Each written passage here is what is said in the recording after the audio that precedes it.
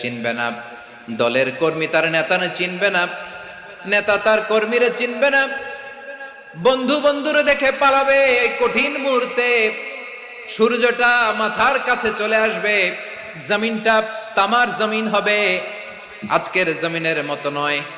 মানুষ ঘর্মাক্ত, ক্লান্ত, শ্রান্ত মাথার মগজগুলো কানের ছিদ্র আর নাকের ছিদ্র দিয়ে বেয়ে বেয়ে পড়বে। বিশ্বনবী ফরমান, ময়দানে 7 শ্রেণীর ব্যক্তিকে রব্বুল আলামিন তার আরশের নিচে ছায়া দিবেন। তার মধ্যে প্রথম শ্রেণীর ব্যক্তি হলো ইমামুন আদিল।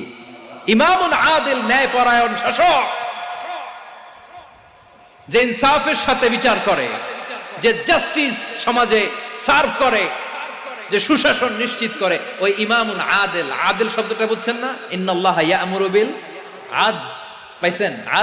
আদল, 7 শ্রেণীর ব্যক্তিকে আল্লাহ